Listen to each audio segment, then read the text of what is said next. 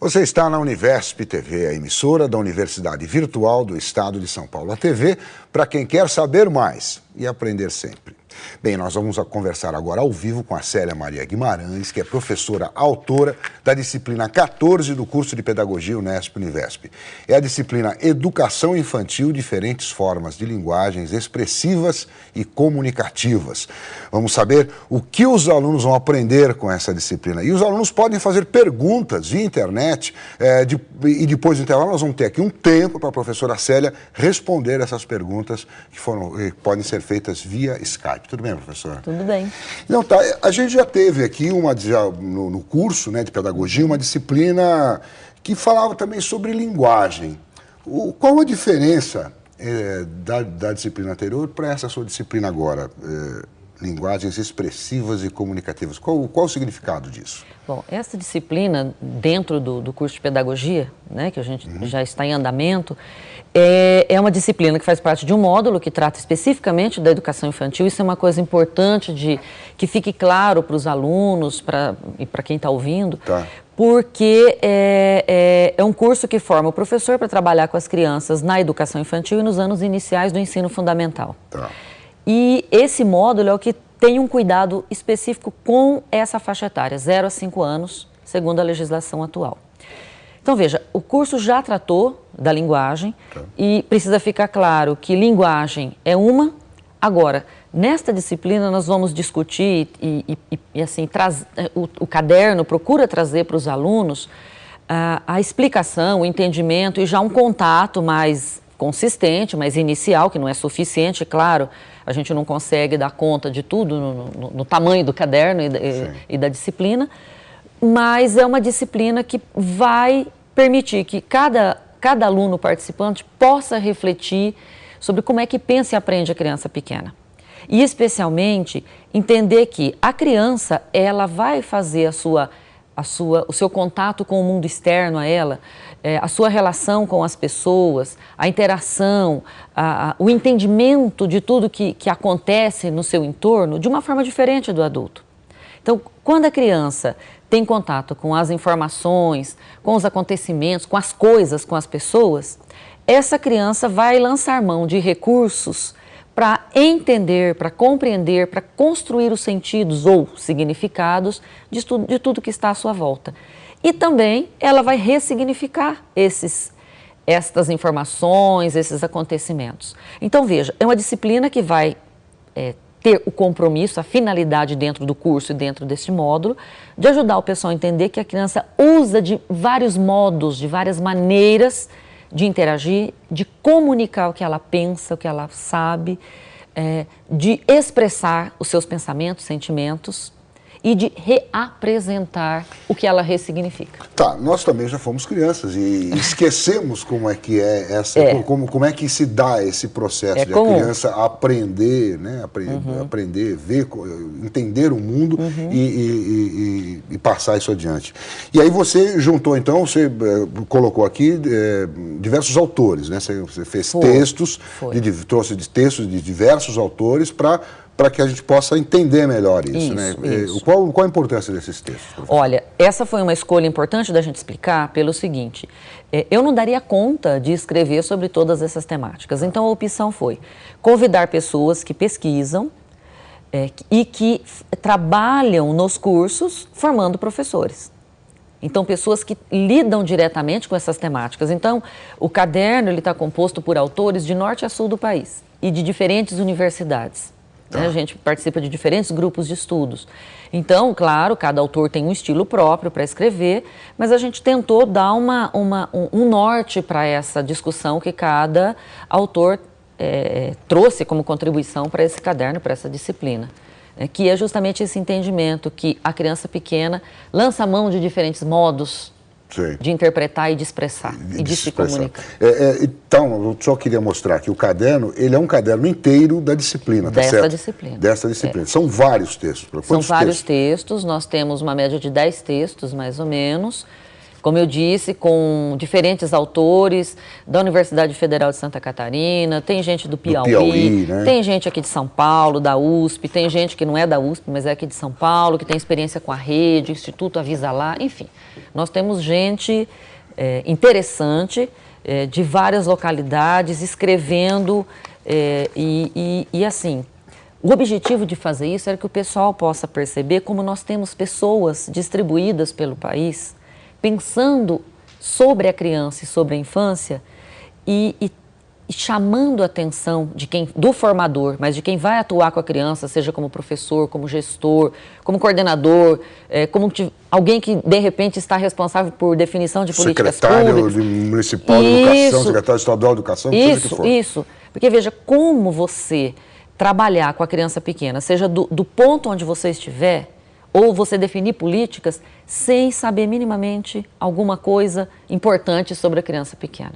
Né? Então, volto a dizer, a criança pequena, ela tem um modo característico particular, específico de interagir com tudo que está no seu entorno. Tá. E é nessa interação que ela vai tirar informações e elaborar conhecimento. É interessante a senhora falar isso, porque já falamos isso aqui em outras disciplinas ligadas à formação de criança, da criança pequena. Sim. Tem muita gente que não vou trabalhar com criança pequena, tal, mas de repente trabalha e é importante que saiba, não é isso? Sim.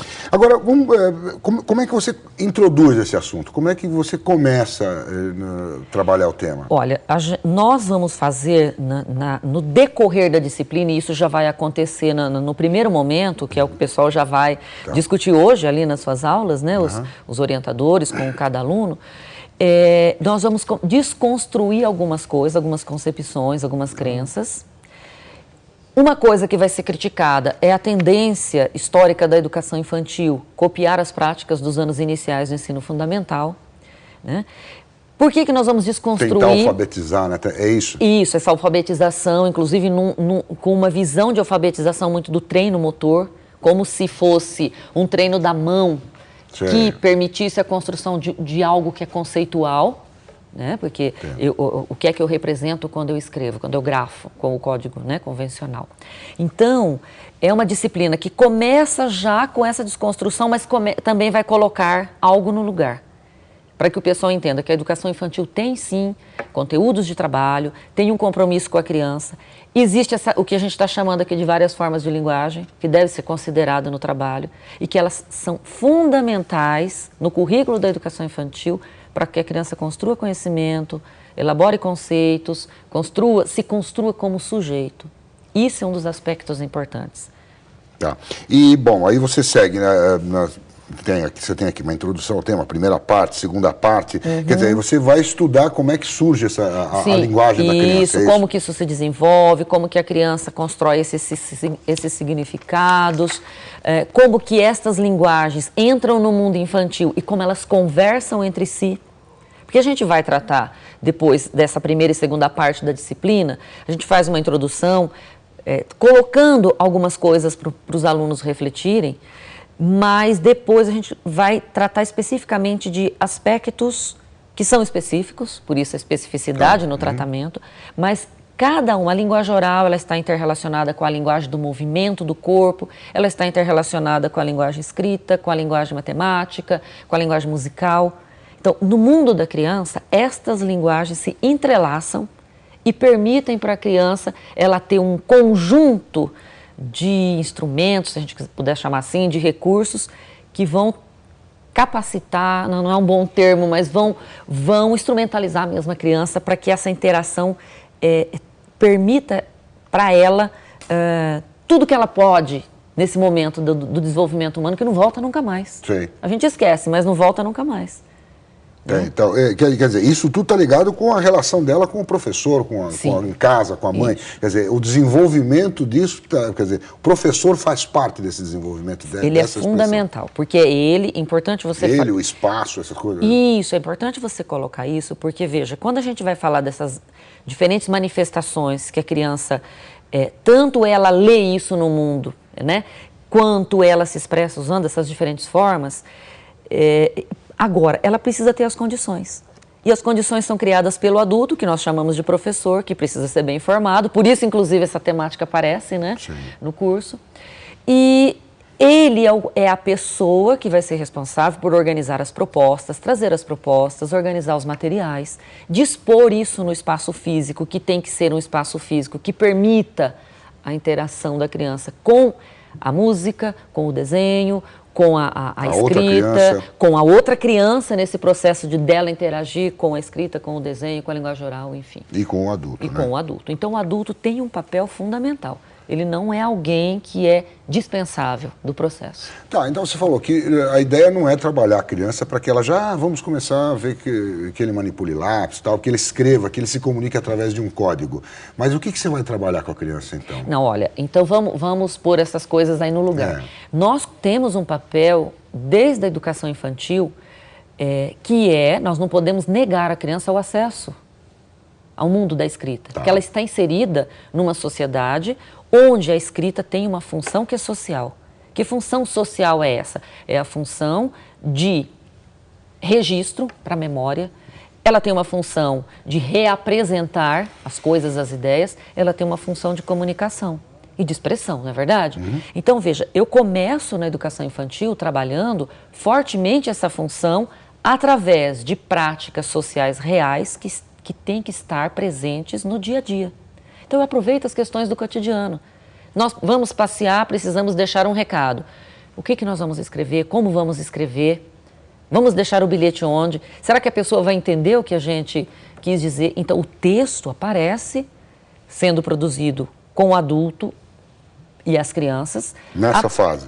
Nessa fase. O que eu não vou fazer? O que não é adequado? É essa ideia de que alfabetizar é meramente colocar a criança de frente a uma folha de papel, copiando da lousa ou do livro didático. Entendi. Porque aí o objetivo é só que ela domine o código escrito. Não adianta ela dominar o código escrito e não fazer o uso social da linguagem escrita. É o que nós não queremos. Quer dizer, trabalhar o conteúdo, né? Por isso você chama aqui formas de expressão e comunicação. Exato. Que vai se conjugar, uma se casa com a outra. Uma forma de expressão se casa com a outra e permite para a criança muito mais acesso ao mundo que está à sua volta. Essa realidade que é complexa, que ela está, quer dizer, desde que ela nasce, que ela vem para o mundo, claro. Para esse mundo, ela começa a interagir com as pessoas e com os objetos para se tornar parte desse mundo, para conhecer, para compreender. Então, para filtrar isso também, repassar da maneira. Aí você usa aqui, aí você faz parte também do que você vai passar para as pessoas, todos os tipos de linguagem, desenho, música, tudo isso. Isso. Nós vamos trabalhar com a linguagem musical, a linguagem do movimento do corpo da criança, a movimentação do corpo como linguagem. Isso é uma coisa que a gente vai fazer uma desconstrução aí, porque há uma tendência na educação infantil de disciplinamento do corpo. Ou seja, o grande objetivo muitas vezes é que a criança fique paradinha, quietinha, numa cadeira. Acaba se tornando um objetivo do trabalho com a criança pequena. Tá bom. Fazer a criança ficar sentada numa cadeira e segurar um lápis. Não é que nós não vamos trabalhar limites, não é que ela não vai usar lápis, papel, não é isso. Agora, para que eu uso lápis e papel?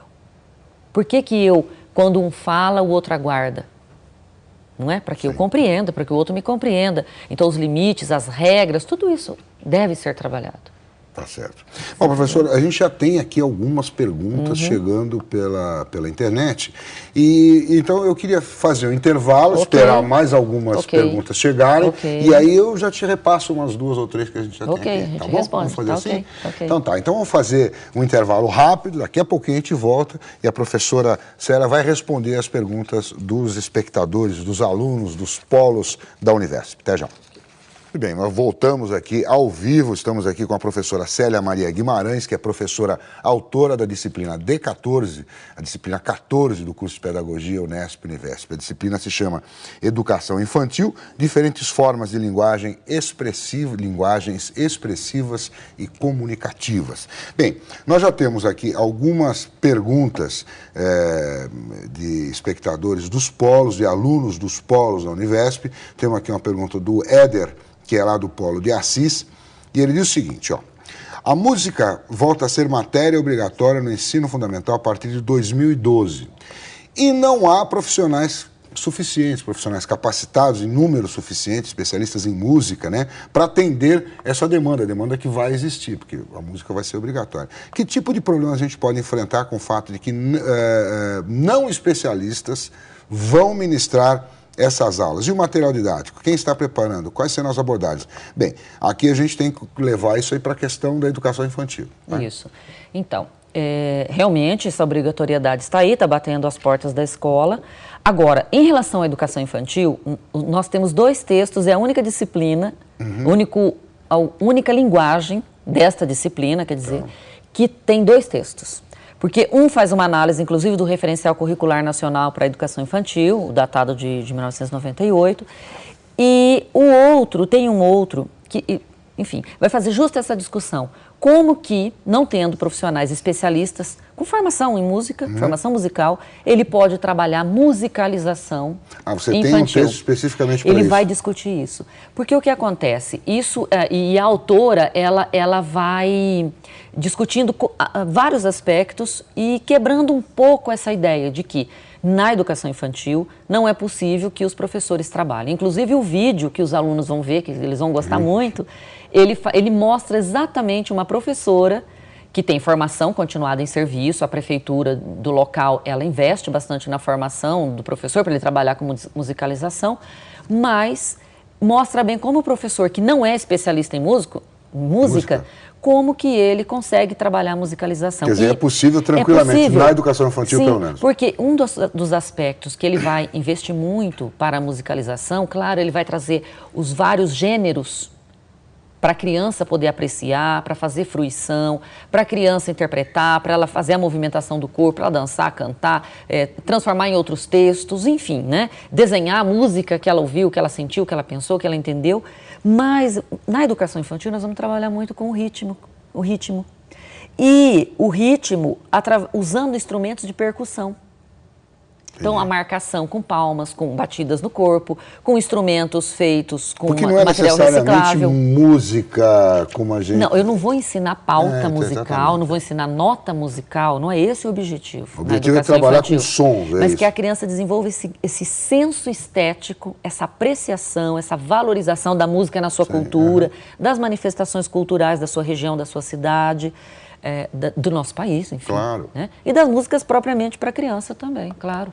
Tá certo. Bom, vamos pegar aqui uma outra pergunta. Vamos. Temos aqui a pergunta do Geraldo, do Polo de Araraquara. Diz assim: se a escola é tão determinista, regrada, seriada, pré-determinada no sentido de ter que ter uma avaliação dos conteúdos ensinados, né? Como que dá para conciliar um ensino de arte, que fala de criatividade, de liberdade, quando temos obrigatoriamente que ficar em sala de aula, fazendo com que o professor tenha que se transformar para dar conta dessa formação? Bom, enfim, eu quero dizer o seguinte: como é que a gente ensina arte e como é que vai avaliar isso, né? Então, na educação infantil, a avaliação, ela inclusive, isso a legislação coloca e a prática é essa. Nós avaliamos através da observação das manifestações da criança durante as ações que elas estão desenvolvendo, das propostas que são feitas e como elas vão realizando. Então, através da observação, do registro dessas observações e do acompanhamento. Então, como que eu acompanho a criança? Através desse processo. E, claro, o professor está registrando, ele vai observar esses registros para poder planejar e, de tempo em tempo, ele vai pegar esse conjunto de anotações para ele tomar decisões sobre o trabalho dele, discutir com os outros professores, com o seu orientador, enfim. Bom, isso em relação à avaliação. Então, a gente avalia também na educação infantil. Quer dizer, não é uma avaliação formal, assim... Não, ela é formal. Ela é formal. Ela é formal. O que não acontece na educação infantil é a coisa de avaliar para dar nota, porque, na verdade, o sentido mais profundo da avaliação essencial não é atribuir nota, o conceito. É eu poder... evoluiu. Isso, acompanhar o processo de aprendizagem e desenvolvimento. Por que a criança está aprendendo, por que não está, ou até que ponto ela foi, o que está acontecendo para ela não estar conseguindo, para ela estar com dificuldades, o que o professor tem que fazer. Eu tomo uma decisão a favor do desenvolvimento e da aprendizagem da criança a partir das coisas que eu anoto, das reflexões que eu faço. Você entendeu? Tá. Então tem avaliação formal, sim, inclusive com comunicação para as famílias. É preciso ter esse compromisso com as famílias e com a comunidade. Agora, o trabalho com a arte e com as várias formas de expressão e comunicação na educação infantil quer trazer justamente essa discussão, Então, estamos transformando a idade de 0 a 5 anos, dentro das creches, dentro das pré-escolas, numa antecipação de práticas que são feitas com crianças maiores e que não são adequadas nem para as maiores. Nós estamos negando para uma faixa etária do nosso desenvolvimento humano aquele momento em que eu estou descobrindo as coisas, em que eu sou curioso e minha curiosidade tem que ser despertada. Agora eu pergunto, como que nós vamos continuar trabalhando com crianças e mesmo depois com os nossos alunos na universidade, sem incentivar a criatividade? Como que eu faço pesquisa sem ser criativo, sem usar a imaginação? Não dá. É uma coisa... Então tem que incentivar, sim, a arte, incentivar a usar a imaginação. O desenvolvimento lógico, se eu pegar o lógico matemático, pensando na linguagem matemática especificamente, como que eu desenvolvo raciocínio lógico sem permitir o desenvolvimento da criatividade ou incentivar? Não dá. O nosso problema tem sido, as coisas têm uma única resposta, que é aquela geralmente do professor, a criança memoriza e ela repete. É isso que nós temos que quebrar. Quando eu quebrar esse sistema, e aí nós vamos quebrando com as nossas práticas, não vai ser uma lei, ou não basta estar na letra da lei. Por isso que eu tenho que começar na formação inicial essa reflexão, quebrar essas crenças, ou pelo menos abalar um pouquinho, né, as estruturas desses conceitos, ou preconceitos, ou preconceitos, e tentar colocar algo no lugar, que é essa visão, que, sabe, eu pensar como que eu me torno sujeito, como que eu me humanizo, se eu não posso pensar, se eu não posso ter ideias novas, se eu não posso criar, se eu não posso discordar de uma resposta, ou se eu não posso aprender sabendo que para um problema eu posso ter várias formas de resolver e várias respostas. Eu queria emendar uma pergunta aí na pergunta do aluno, que é o seguinte: muito bem, você avalia esse desenvolvimento da criança para saber como que você vai planejar suas próximas ações, tá certo? Sim. Agora, você tem uma classe, essa classe tem várias crianças, tá? Como é que você faz esse planejamento, se cada um responde, as crianças respondem de maneiras diferentes. Sim, tem ritmos. Como é que é? Onde que está isso? Bom, então aí nós vamos direto para a prática de sala de aula com crianças pequenas, né? Não, é gostoso, esse tipo de pergunta eu gosto. Porque assim, olha, o professor, ele tem que ter clareza dos seus objetivos de trabalho, o que é que ele vai trazer como proposta e o que essas propostas devem estar impregnadas de coisas interessantes para pensar, para resolver, para fazer. Que seriam os conteúdos de trabalho na educação infantil? Então, veja, quando ele tem clareza dos seus objetivos e ele propõe, as crianças têm esse espaço para encontrar as respostas, criar soluções e modos de apresentar essas soluções, que é aí que entra as expressões também, percebe? Ele está observando a criança. Nesse processo de observar, tudo que é uma manifestação importante, uma pergunta, um modo de fazer, uma dúvida, uma resposta, ele está anotando. Agora, para tornar prático, e aí o professor iniciante tem uma certa dificuldade, o que deve acontecer? Ele pode, por exemplo, dizer, olha, hoje, terça-feira, eu vou escolher que eu vou ficar mais atento a 5 crianças. Essa, essa e essa. Não que ele vai ignorar as outras, não é isso. Mas ele pode ter um olhar mais atento, mais cuidadoso para as manifestações daquelas 5 crianças e fazer os seus registros para aquelas 5 crianças. Entendi. Não significa que lá a Maria, a Cristina, teve uma pergunta interessante. Ele não vai responder. Você pegou ela dialogando com outra criança para resolver alguma coisa, você interferiu, tem uma manifestação, uma resposta, uma dúvida, você vai registrar. Porque como que eu avalio uma criança depois de um mês de trabalho se eu não acompanhei? Na educação infantil eu não vou aplicar prova. Eu até posso fazer algumas atividades para diagnóstico mais formal. Você percebe? Mas eu não vou aplicar prova, não vai ter dia da prova. E existe essa ideia de que eu não avalio. Por quê? Porque nós temos uma visão tradicional da avaliação. Né? Mas tem que avaliar. Bom, tem mais uma pergunta aqui, professor. É do Polo de São Vicente. Sim. Sobre a leitura dos trabalhos artísticos das crianças, por exemplo, como fazer a leitura das garaturas, dos desenhos apresentados pelo... Como é que interpreta isso? A aluna Eliane, da turma 2 lá de São Vicente. Boa pergunta, Eliane. Por que ela é boa? Porque ela permite que a gente faça a seguinte observação. Quando a gente vai discutir desenho nesta disciplina, o objetivo não é ensinar a fazer análise psicológica. Isso é para psicólogo, para psicopedagogo. Nós estamos nos formando professores para educação infantil e anos iniciais do fundamental, pedagogos. Agora, se eu quero entender a fase do desenho que a criança se encontra, inclusive na nossa bibliografia tem autores que fazem, indicando esse tipo de análise. Então, tem muito material. Então, a criança está na época da garatuja, o que significa garatuja, mas não no sentido de análise psicológica. Então, é um momento que ela representa, ela olha para o mundo e representa o que ela sabe do mundo, o desenho da criança transparece isso, vai depender da sua construção de noção de espaço. Agora, se eu quero saber o que a criança desenhou, a melhor pergunta é, o que você quis desenhar aqui? Perguntar para ela. O que você desenhou? Conta para mim sobre o seu desenho. Conta a história do seu desenho para mim. Pronto, eu não tenho que fazer interpretações antes disso. Porque a mania do adulto, a criança traz um desenho, ai, que bonito! Você nem perguntou, você nem conversou, pergunta para ela a história do desenho.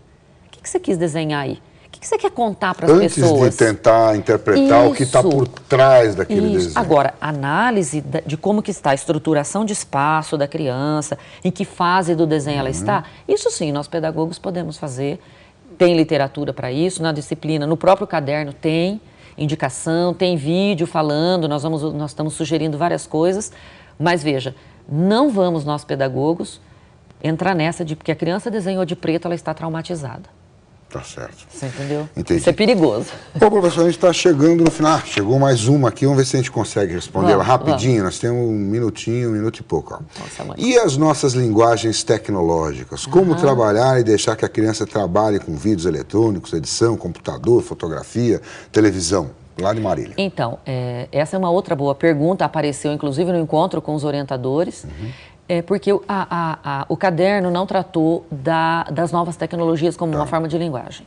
Não foi porque não quis, não havia espaço no caderno, na proposta, né? Mas é uma linguagem que nós não podemos negar para as crianças. Então, veja, quando ela vem para dentro da creche, da pré-escola, nós estamos falando da educação infantil, ela pode e deve vir, e hoje, inclusive, se você acessa a internet, tem muito material bacana já. A própria TV Cultura tem material bacana. Né? E outros, a gente até sugere alguns sites que tem esse tipo de material mais educativo, em que a criança vai ampliar a sua cultura, ampliar seus conhecimentos, enfim, construir novos. Sim. Então, as novas tecnologias têm que vir com essa cara. Então, a fotografia, o desenho no próprio computador, a criança aprender a fazer o blog. Tem trabalhos já com crianças em que elas constroem o blog com o professor e todos os projetos, resultados, elas fazem comunicação com crianças de outros países até. Tudo através do blog. Porque o blog ele se transforma não num lugar para falar qualquer coisa vazia, mas um lugar para troca de conhecimento, para divulgação do conhecimento aprendido. É uma linguagem que tem que estar presente. Tá certo. Professora, acabou o tempo. Obrigado. Eu que agradeço a oportunidade. Obrigado pela sua presença aqui. Espero você aqui no final. Virei, no com final certeza. Da disciplina, fazer uma avaliação do que foi, né, do trabalho já feito, tá? Claro. Então tá certo. Obrigado pela sua presença mais uma vez. E a gente segue aqui com a nossa programação.